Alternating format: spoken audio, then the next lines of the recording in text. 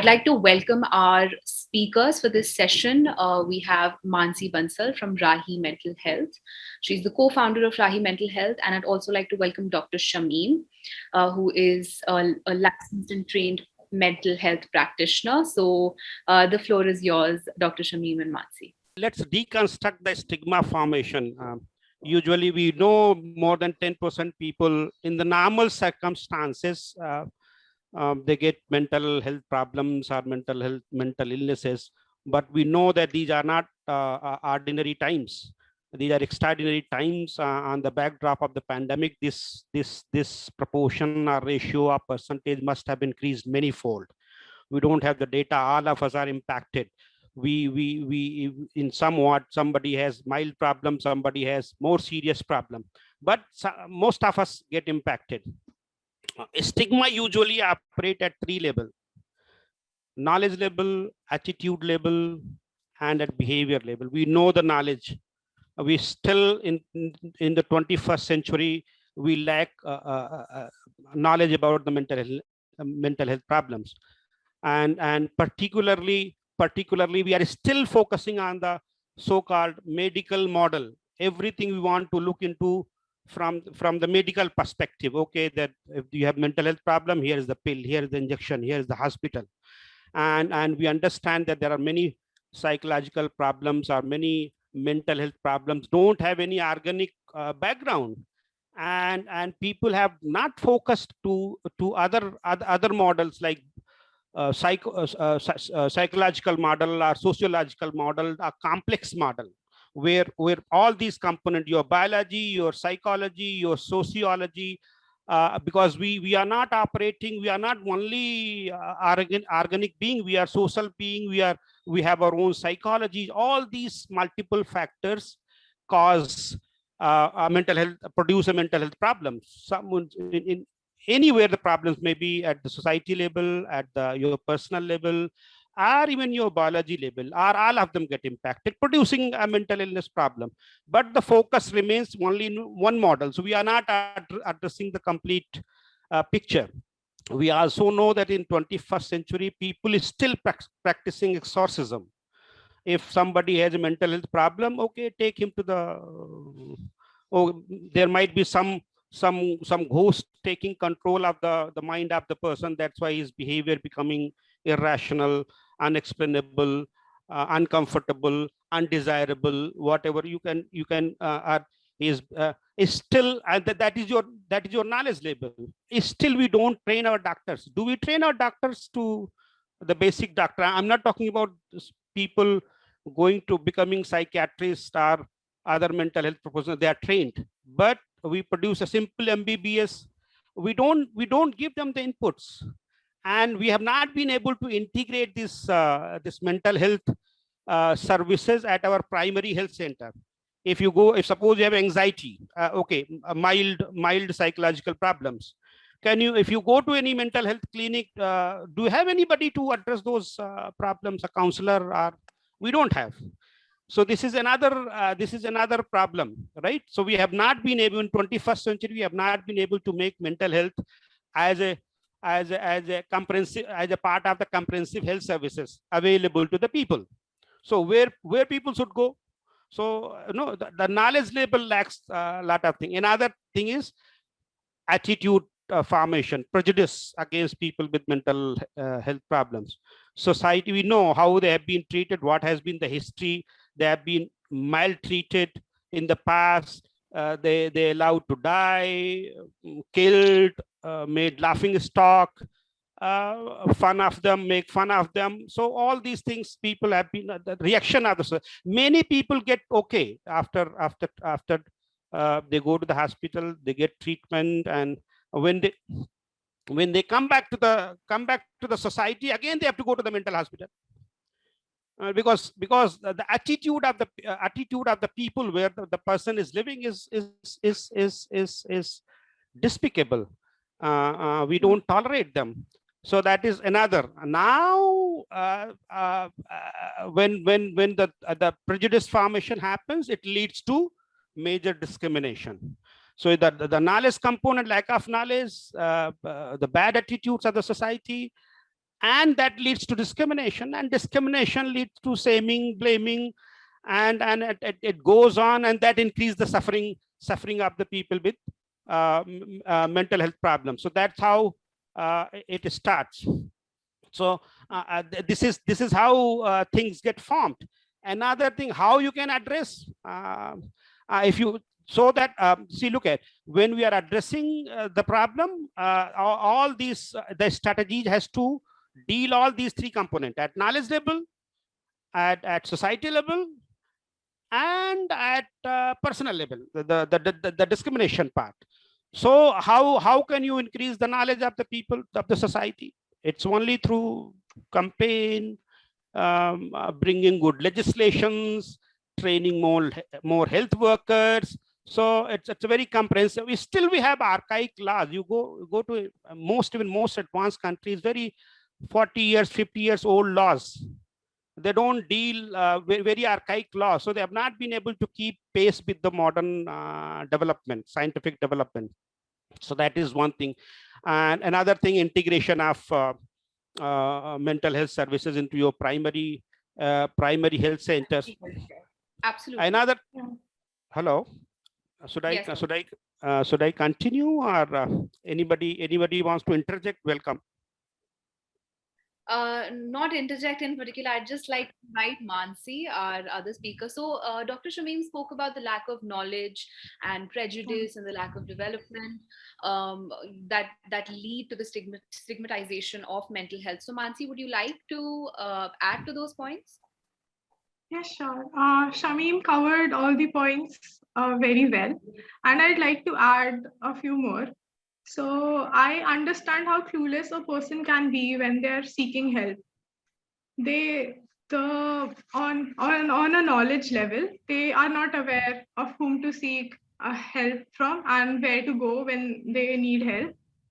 And after interviewing 50 therapists and around 350 people, I got major insights from them. And from the therapists, I got the insights that there is no governing body that in India that provides the license to pursue counts to do the counseling. So there's just a second. So there's just one RCI license that a psychologist can get, and that too after. So there's just one RCI license that the psychologist gets, and that is after they complete their MPhil. And that license makes them legally certified to give out diagnosis. But in the case of counselors, there is no certification. So anyone who does counseling, a diploma or a small course, call themselves a counselor and go on social media platforms and say, hey, you can reach out for help. And that again creates a stigma where people feel that, okay, this is not working out for them. Well, on an internal level and on a society level, people have this stigma where they feel that, okay, yeah, I don't think I need help. And yeah, maybe you might not need help. You can deal with your emotional problems on your own. And for a few problems, you can deal with them on your own. But when the problem gets severe, it generally manifests in your behavior, or it comes out in physical symptoms. Like you can, for example, you can get headaches or any other behavioral symptoms, like you can have anger issues and all. So these are a few things that people should consider. Help. Yeah, that require professional help. Yeah. Yeah, so at that time you require professional help, and I think just people in the society, people pass judgments like, hey, I think you are depressed.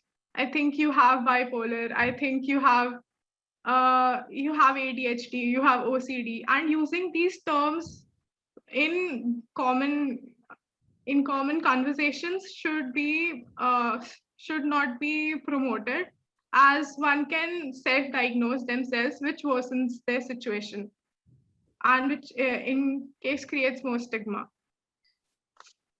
Yeah. And Absolutely. well, So I have some questions for the both of you, if you don't mind. I'd like to, Please, please. talk to you. So, Dr. Shamim and Mansi, there's something I've been thinking about, which is, so, people tend to differentiate between the concept of mental health and physical health, which to me doesn't make sense, because the brain is a physical, tangible organ, just like every other organ. And but that seems to be the one organ for which there's so much stigma around its treatment and its diseases and its illnesses. And so why do you think there is that sense of detachment? Why do you think the brain is treated as something that people shouldn't seek attention for, people shouldn't seek professional help for? Should I respond, Mansi? Please, yeah, please. sure. Okay. Look at, so if you see the definition of health, it's overall, see the definition, the people who conceived the health definition did not discriminate. Who is discriminating? I'll let you know later. Who's like definition, it's overall well-being. Overall, that includes your social well-being, your psychological well-being, your physical well-being. What has happened in the modern time? The more attention has been paid for the physical well-being, and very little for the mental health. I spoke that this why this our we should ask this to our policymakers, why this mental health has not been integrated to our existing health infrastructure.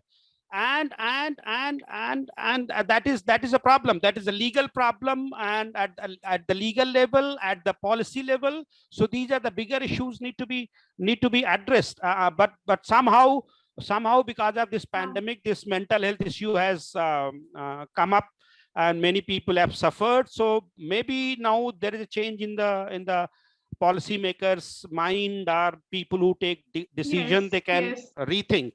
So it's a big problem. And And yes, Mansi. and I also feel that so you can see your physical symptoms, but when it comes to emotional health, you can't really see it. Somebody has to tell ki I am feeling this, and people generally perceive it differently. They feel ki the person is maybe faking it or things like that. But I feel nobody would fake their suffering, and just to and even if they're faking their suffering, that's also suffering. There might be a reason why they're doing it for attention. So that's one thing. And on second thing, that there is no so people are taught how to express and what things they should look out for when they are physically sick. But there's no education given to people when it comes to emotional health. We're not taught in schools how we should reach out, how we should feel ki, yeah, okay, things are not going right for us. So that's something. Would you like to add to that, Dr. Shamim? I wanted to say something, but somehow it skipped my mind. But anyway, you can ask another question. I think Mansi responded to some of your queries. So another question I have for you all is, there are a lot of students and young people out there who may not be financially independent enough to afford therapy, but they are suffering, or they may not be able to convince their parents to to seek help and to go for therapy. So do you have a message for them? Look at, I think there is still, this is a knowledge part question. One part which we discussed earlier, and Mansi also discussed. Still people feel mental health problems means, see, look at, there are two categories, broader categories of mental. One is mild health problems, mild mental health problems. Another is that is called neurotic. Another serious mental health problem, that is called psychotic. The person who is lost a kind of a reality concept, that is detached completely from the world, that is psychotic concept. that he's become psychotic. He needs immediate attention. But the people with milder problems, we all get anxiety, we all get stressed, we all get sometimes depressed, but given the family support, friend support, we overcome. We overcome. So these milder problems can be taken care normally, but still what I feel, way to go. Even in the school, some of the school now they have started having counselor, but still many school they don't have anybody. So even if they get the problem, where should they go? Where, whom should they contact? That is the problem. And these are the policy level matters, which need a broader, which can be addressed by policymakers and the government at the larger scale. But now you Yeah, find, yes, and Mansi. if you, so if for the students who feel that they can't afford therapy, or for the students who think that their parents won't allow them or to seek help, for them, I think they should create this awareness so that their universities or colleges have facilities provided to them to have a counselor on board on the faculty. And apart from that, we in Rahee as well, we provide pro bono services for students who can't reach out for help. So there are a So lot of other organizations as well Yes, that in the provide in help I to cities, students. there are a Yeah. lot of therapists that provide a sliding scale system yes, wherein you in can pay. cities these facilities are available. If you have money, you can always approach a trained clinical psychologist. You always can approach a psychiatrist, depending on the nature of the problem. You can approach different kind of professionals trained for the purpose. But still the structural question remains to be asked is, what about the far-flung areas, rural areas, other areas? So still the majority of the people is still in around the world live in the rural areas. So it's a big area. We don't have enough manpower. We don't have enough infrastructure. So these are the big issues. I think let's see in this century what our decision makers and planners, policy makers do for us. Yeah, and Absolutely. I And think it will. as Dr. Yeah. Shamim said, it's really incredibly important for us to include mental health care into the primary healthcare system, which I think is the only way for us to eradicate the stigma around it. Mansi, would you like to add to that?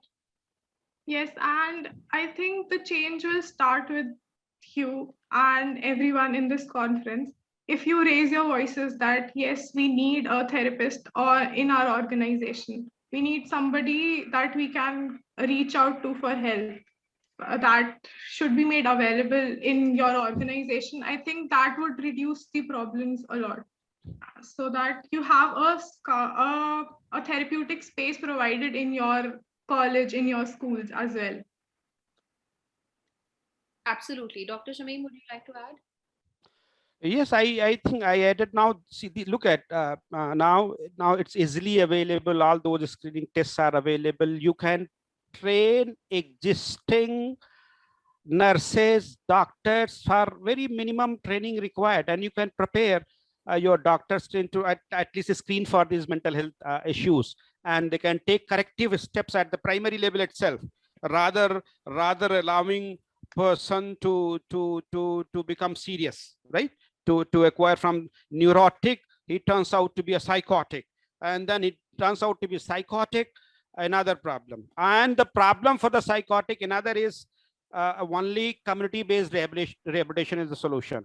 Medical model doesn't work. They go to the hospital, they get normal, they get current shock, and they get some drugs. They start feeling well, and they are discharged from the hospital. They come back to the society again maltreat them again, they are forced to go to the mental hospital. The only solution another is that the community, the people should understand the complexities of the problem, the nature of the problem, and empower the person to deal with the problem. So that And is, I think and it's that is really important to understand when the problem is becoming severe. As you said, there are mild symptoms, there are moderate symptoms, and then there are severe symptoms. So when to identify something while it is still a mild, in its mild stage, and stop it from getting that severe where such actions need to be taken. So it's really important also to recognize when something is becoming chronic, when it's becoming problematic, when it gets important to seek professional help. Because as Dr. Shamim and Mansi both said, anxiety, worry, fear, these are things that all of us experience. These are regular emotions, these are human emotions to feel. But when does it become chronic? There's a limit to which you can feel them, right? And after a point, you have to seek professional help. So absolutely. And is there anything else you both would like to add? And I again would like to emphasize on the sociogenic factors which leads to, suppose a person gets mental health problems, and we know, and he goes to the hospital, he comes, he has abusing father. So the problem is not with the person, the problem is with the father, but we are treating the person. Did you get my point? So rather we should sit down with his father, why is abusing the child. So trying to identify, trying to deal with those sociogenic factors, right? That is, and that can happen only through campaign, through awareness generation. And these young people, I am really happy that the young people have joined and taken to their shoulder this big problem, and something might change. And So if you feel like you have a certain problem, even if you can't approach a therapist, you can look out for support groups, workshops that yes. happen regularly, so that at least you get a therapeutic experience.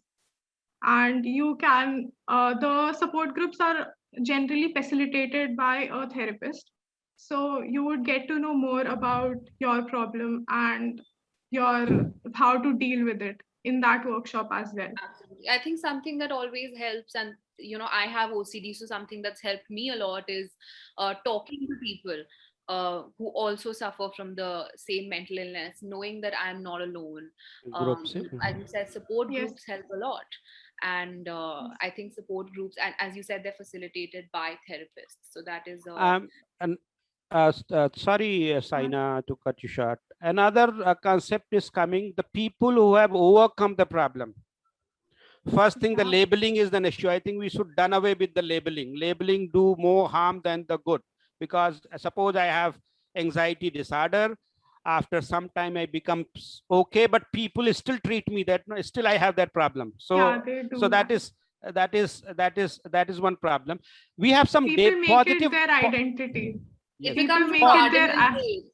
It yeah. becomes a Yes. cardinal trait that people start going by. It becomes the only part of their identity. And I think that's also what leads to the stigma, because Right. nobody wants to be identified as an anxious person. Nobody Right. wants to be called that. That's why people have this fear of opening up, because they don't want to be called those names. So I think that I is think an yes. Another solution, what I feel, the positive deviant. I hope you understand. Positive deviants are those people who have overcome the problems. Now they are okay. Use them as suppose they had anxiety disorder or depression, and they have overcome. Make a group and let these people talk to other affected people. So these Yeah. groups can also be a great help to deal with the shortage of the manpower, the cost component. And I think in cities, I was in Delhi for some time, and they have anonymous group. You call Yeah, them, they you do talk to have them. anonymous groups where you can talk to psychologists anonymously, so that Exactly. So if sometimes people feel that the judgment would be passed and they don't want to reveal their identities, so there are anonymous groups as well.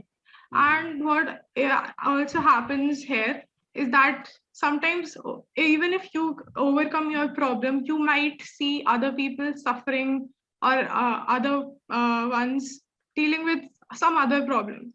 So rather than passing judgments, hey, I think you have depression or you have anxiety symptoms of that. Even though you understand, okay, yeah, they might have those symptoms, you can see that, but I don't think you should pass on judgments saying that to a person who is not aware, so that they would self-diagnose themselves, and that would even worsen the situation.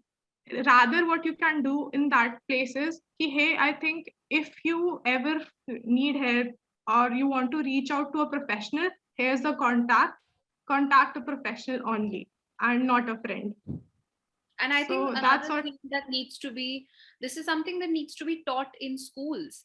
Growing up, we learn how to aid ourselves when we suffer physical injuries, but we don't Yeah. learn how to aid ourselves when we suffer from emotional injuries.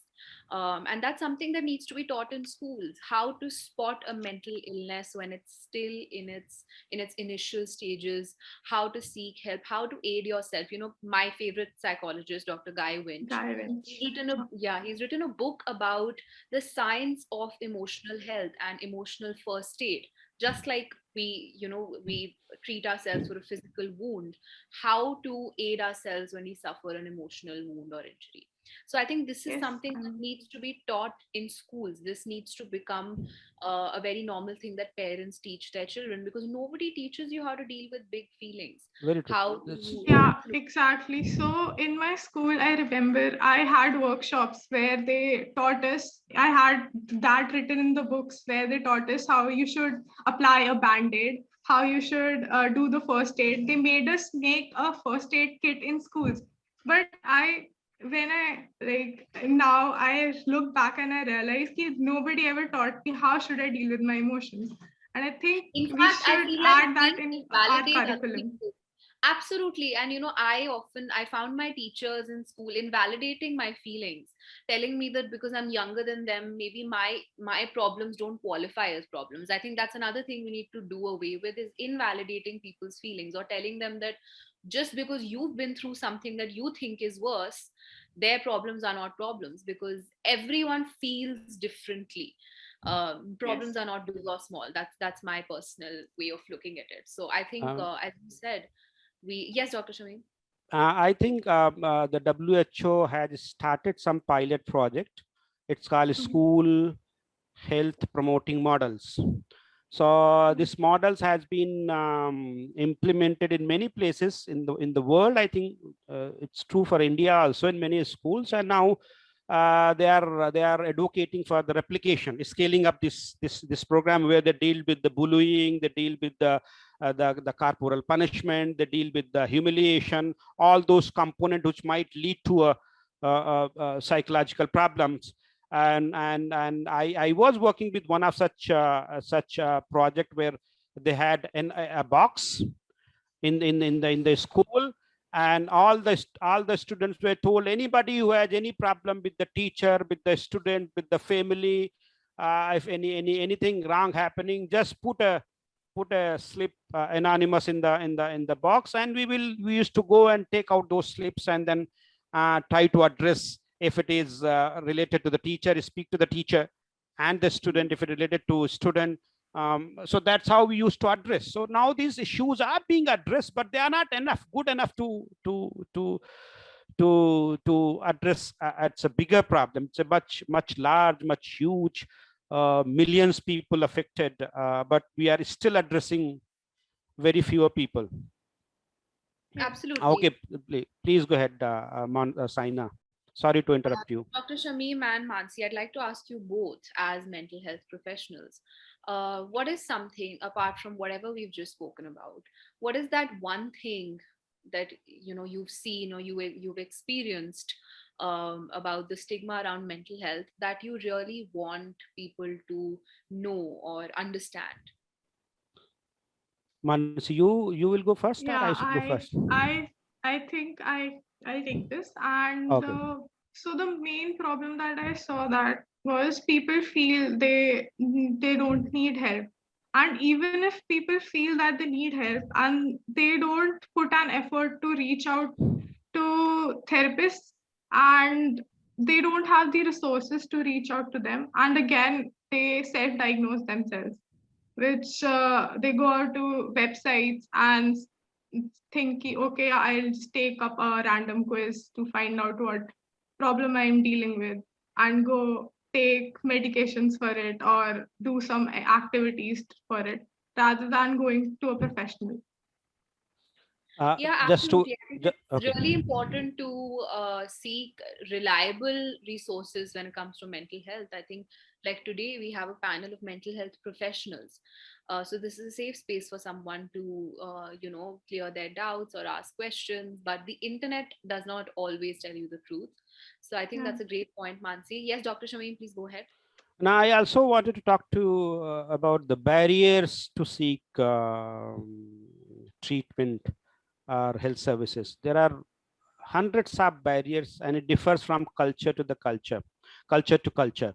And in Indian context, there are many barriers. Suppose I have mental health problem. If I seek go to the psychiatrist, people will say, no, this guy is pagal hai. So there is some problem. No, again, that stigma comes in, which is one of the major barrier.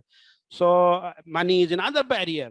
A lack of professionals, mental health professional, another barrier, right? So we need to deal these barriers in a very systematic manner, be it policy making at the larger level, at the individual level. As you said, you should know the reliable source, the reliable trained professional. It should not be a quack cheating people.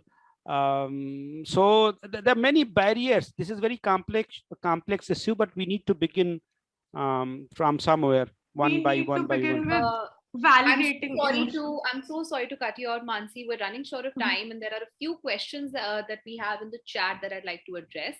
We have a Mhm. question from Vandit Jain, and he's asking us how to approach a therapist. How can Yeah. one approach a therapist for the first time? So, as I said, even if you have no therapeutic experience or you don't know how to reach out to a professional, you can join workshops, you can join support groups so that you get an idea about how a therapist and how therapy works. And even if you can approach a psychiatrist or a psychologist directly, and even we at Rahi have 12 psychologists on board, so you can contact us as well and we would provide you with all the services that you need. Another thing, Rohit, I would like to say, you see, these mental health problems are not very, and I suppose, it's not very pill based. You get a doctor give you injection or pill, then you become okay. So sometime it requires little more patience. It takes time to heal with to get over with your mental health problems, right? So it takes time. Patience is patience and perseverance is these two components are very important when you go to any therapist. Immediate results are not possible because the causation of mental health are not straightforward, right? Here it's Yeah. not one bacteria causing a disease. Here there are multiple factors producing a mental health problems, right? So those multiple factors I already told you, they may be biogenic, they may be sociogenic, they may be psychogenic, right? So it's not easy for the therapist also to give you very instant relief, Absolutely. something. We study in psychology, and I'm a psychology student myself, and we study about Good. how mental health is a product of nature and nurture. So it's your Right. environment as well as Mhm. your genetics, as well as the social factors. It's Right. influenced by so many things. So Exactly. Mhm. absolutely, I agree with you on that, Dr. Shamim. We have a few more questions about how to deal with your own emotions. We have a lot of sessions lined up. And those sessions will be telling you, we have mental health professionals who will be telling you how to deal with your own emotions. And so we're running out of time, so I would like to thank you both for speaking at our conference and for all of your wonderful input. So thank you so much, Mansi and Dr. Shamim. This has been a Thank you very very much. Thank you so much, Saina, Sayed, and Suchata Thank for you very having much. me.